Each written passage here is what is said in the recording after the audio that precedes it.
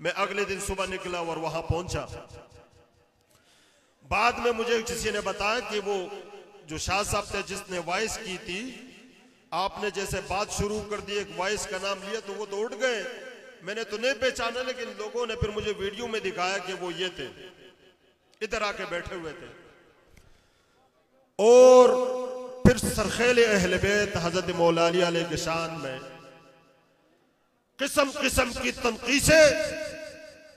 सबसे पहली बात कि इस उम्मत ने सबसे पहली बात मौलूदी काबा होने का इनकार किया। और फिर जब उलमा ने साबित कर दिया कि बेशुमार अहले सुन्नत ने लिखा है कि हजरत मौला अली की विलादत काबे में हुई है, तो फिर इन नासिबों ने ये एतराजात कर दिए कि नऊज़ु बिल्लाह सुम्मा नऊज़ु बिल्लाह, हजरत अबू तालिब अलैहि सलाम फातिमा बिनती असद सलामुल्लाहि अलैहा को बुतों के पास लेकर गए थे काबे के अंदर। हाँ, इनकी बात यहां तक तो ठीक है कि काबे में तो बुत थे, लेकिन अबू तालिब के घर में नहीं थे, ये इनको नहीं पता। तो जिस दौरान जहां तुम कहते हो कि लात और उज़्ज़ा से मांगने वाले थे, उस वक्त भी उसी अबू तालिब का ईमान मोहम्मद और उसके रब पर था। आपने एक ईमानी मुफस्सल है और एक ईमानी मुजमल है। ईमानी मुजमल सुना है, आमन्तु बिल्लाहि कमा हुवा बिअस्माइही व सिफातिही व क़बिलतु जमीअ अहकामी इक़रारुम बिल लिसान व तस्दीक़ुम बिल क़ल्ब। मैं आपको इक़रार बिल लिसान की मिसाल देता हूं। जब मुशरिकीन मक्का वालों के सामने जब हजरत अबू तालिब अलैहि सलाम ने बहुत सारे बच्चों में एक खूबसूरत बच्चे को कंधे पर उठाया, और उठाने के बाद जब उसको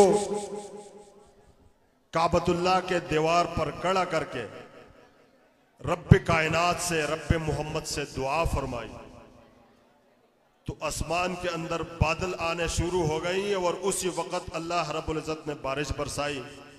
और फिर हज़रत अबू तालिब अलैहिस्सलाम की ज़बान पर वो अशार जो लंबे अशार है, वो अब यस्तस्क़ल ग़मामु बिवजहिही सिमामल यतामा इस्मतुन लिल अरामिली, फरमाया उस जात पाक की कसम की इस रंगत, खूबसूरत रंगत वाले चेहरे की बदौलत अल्लाह रब्बुल इज्जत ने आसमान से बारिश बरसाई।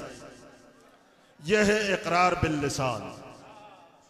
इक़रार बिल लिसान तो यह है कि हजरत अबू तालिब ने जब हुजूर अलैहिस्सलातु वस्सलाम की उम्र मुबारक 11 साल थी और आपके यहां नबी 40 साल के बाद बनता है, 11 साल की उम्र में हजरत अबू तालिब ने बता दिया कि हमें किसके पर ईमान रखते हैं और किसके रब को मानने वाले हैं।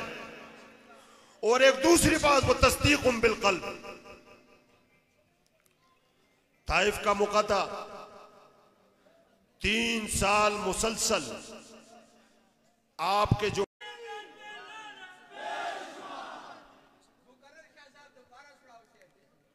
होते नहीं असहाब कभी दुश्मन हैदर, होते नहीं असहाब कभी दुश्मन हैदर, जो दुश्मन हैदर हो सहाबी नहीं होता। सुनिए, मैं इक़रार बिल लिसान की बात कर दी, अब वो तस्दीक़ुम बिल क़ल्ब की बात करता हूं। सदाकत फरीदी साहब ने अनवारुस सकलैन के नाम से एक किताब लिखी है, और फिर उसके अंदर उसने लिखा है कि 3 साल शाब अबी तालिब के अंदर हमेशा इसी अबू तालिब ने हमेशा अपने अपने एक एक बेटे को रोज पैगंबर के बिस्तर पर सुलाना, और इसीलिए अगर कुफार हमला करे तो मेरा बेटा ज़बह हो जाए।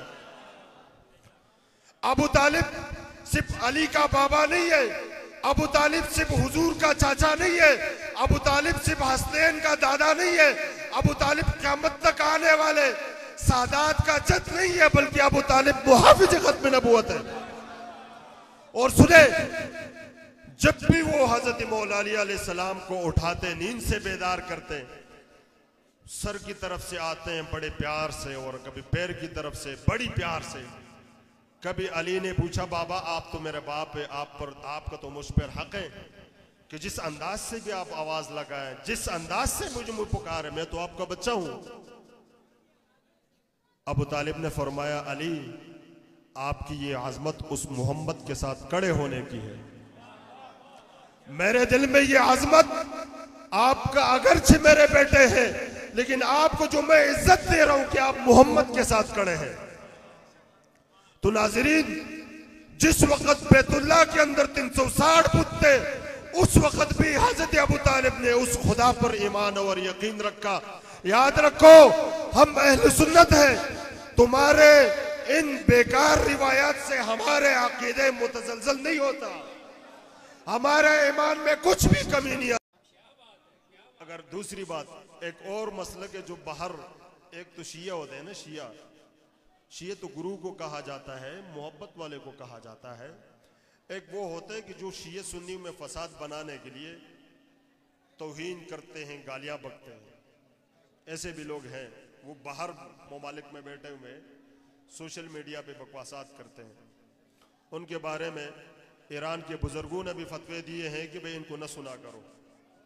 मैं इस्लामाबाद में एक बहुत बड़े शिया आलिम के पास गया। मैंने बोला, आप भी चाहते हैं कि शिया सुन्नी में इत्तेहाद हो? हम भी चाहते हैं। तो मैंने बोला, क्या करें? यार इनको जरा बोल सकते हैं थोड़ी देर?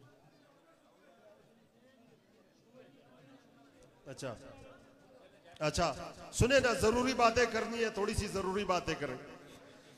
अच्छा, तो मैंने कहा, मुझे कहते कि कहाँ जाए? मैंने बोला, भाई हम ना बेअदब है और ना हम गुस्ताख है, हम इनके बीचों बीच हम मौलाई हैं। हम अली को मौला मानने वाले हैं। और फिर वो एक शेर मैंने उनको सुनाया ना कि इश्क हैदर के असीरों में गिने जाते हैं, इश्क हैदर के असीरों में गिने जाते हैं, हैदरी दर के फकीरों में गिने जाते हैं। जब से हैदर ने इनायत की नजर डाली है, कांच के टुकड़े हैं, हीरों में गिने जाते हैं।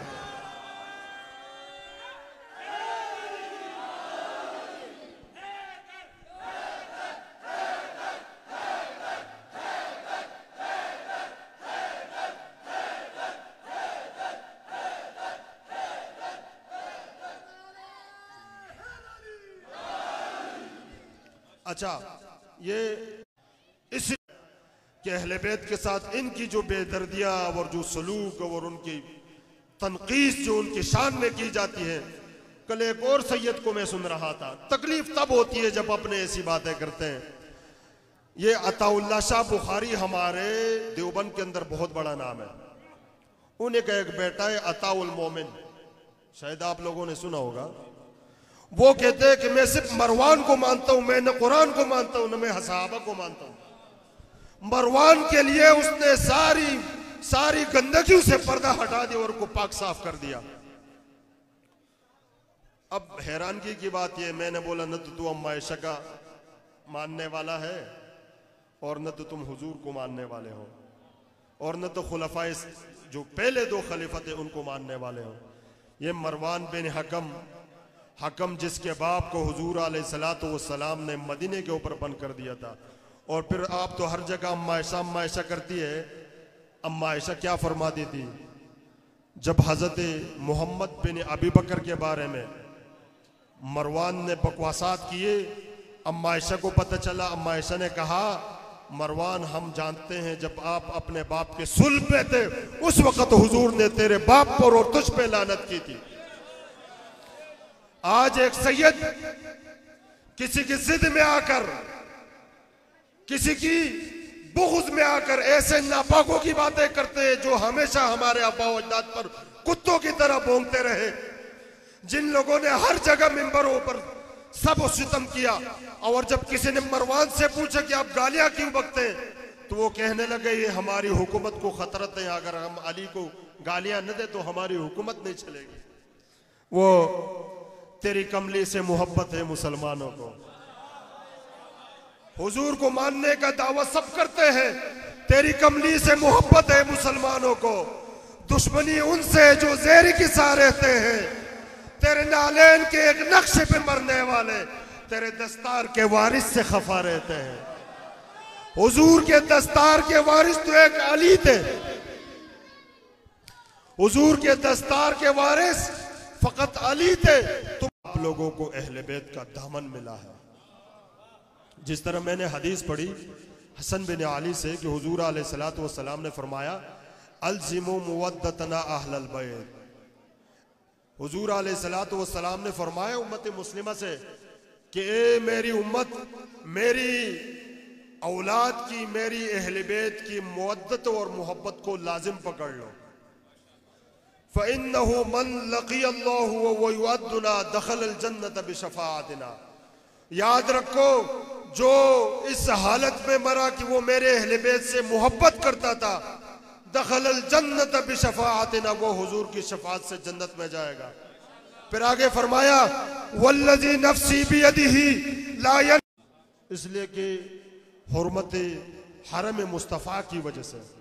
अब आप बताओ कि जिनकी रगों में हुजूर अलैहिस्सलातु वस्सलाम का खून दौड़ता हो तो क्या उसकी, लेकिन ये उधर से लेकर आते हैं रिवायत हुजूर के आबाओ अजदाद पर कुत्तों की तरफ भौंकने के लिए, वहां से मिसाल लेते हैं। मैं हैरान हुआ कि ये हज़रत इब्राहीम अलैहिस्सलाम के साथ तो उनकी दुश्मनी नहीं है ना, इसलिए कि वो तो पहले गुजरे हैं। दुश्मनी तो उनके साथ है जिसने उनसे बदर जीती, जिसने ओहद जीता, जिसने सिफीन जीती। तो हज़रत इब्राहीम अलैहिस्सलाम ने इनके आबाओ अजदाद से कोई जंग तो नहीं जीती, लेकिन हुजूर के वालिदैन पर भौंकने के लिए वो मिसाल पेश करते हैं। इंशाल्लाह उसके ऊपर फिर तफसीली एक वीडियो की उसमें करेंगे। तो मैं ये आपको बताना चाह रहा हूं कि इस दौर के अंदर जहां मंजिल और एक मकाम बुलंद, रमकुम इंदल्लाहि अत्काकुम, कोई निस्बत ख्यातर नहीं है, न कोई नसब, कोई क्या, तकवा सबसे अफजल है। तो हम भी उनसे अगर ये कहें कि भाई वो तो लाइन था, अगरचे रिश्ता हुआ, रिश्ते के मतलब तो ये नहीं थे कि वो पाक साफ हो गया, उसकी नस में, उसकी रगों में बेगैरती थी, जिनका काम था दुश्मनी हुजूर अलैहिस्सलातु वस्सलाम और उनके अहले बैत। साथी भी तक गए होंगे शाह साहब। तो मैं ये एक और गुजारिश करूंगा, आखिरी गुजारिश जरा गौर से सुनिए। मेरी एक छोटी सी आपसे मैं दस्तबस्ता गुजारिश करूंगा कि एक छोटी सी सीरत, मुख्तसर सा वाकया आपने अपने घरों में, ये एक छोटी सी सीरत अगर हम अपने घरों में अपने औरतों, तो किसी ने कातिल को भेजा, हजरत इमाम हसन के ऊपर हमला कर दिया, एक महीना मुसलसल उनकी तरफ, उसी वजह से वो बीमार रहे, उस जख्म की वजह से। जब जख्म के बाद थोड़ी तबीयत सेट हो गई, फिर आ गए, मिंबर पर बैठ गए और खुतबा देना शुरू कर दिया। और फिर फरमाया कि हम अहले बैत हैं, फ़इन्ना अहले बैत व इन्ना उमराउकुम, उम्मत के ऊपर फर्ज है। अच्छा, आज हुजूर नहीं है और सहाबाए किराम खत्म हो गए, तो इस आयत का क्या होगा? फिर फरमाया कि ये हमारे ऊपर हक है कि हम हुजूर अलैहिस्सलातु वस्सलाम की जगह उनकी औलाद के एहतराम में उनके सामने जोर से बात तक न करें। ये हमें हमारे बुजुर्गों ने हमारी ये तरबियत की है। और फिर मैं इसी आखिरी शेर पर इजाज़त चाहूँगा कि जब भी अली का तस्करा किया जाता है तो फिर हमें कहते हैं कि ये शिया है। हम शिया नहीं है, मैं कट्टर देवबंदी हूँ। हाँ, वो शायर कहता है कि जब महफिल में आली नबी का नाम लेते हैं, हम जब महफिल में आली नबी का नाम लेते हैं, लोग हमें शिया होने का इल्जाम देते हैं। जो खुद जिक्र करे दुश्मन अली का तो अहले सुन्नत, जो खुद जिक्र करे दुश्मनी अली का तो अहले सुन्नत। हम ऐसे सोच पर लानत सरेआम देते हैं।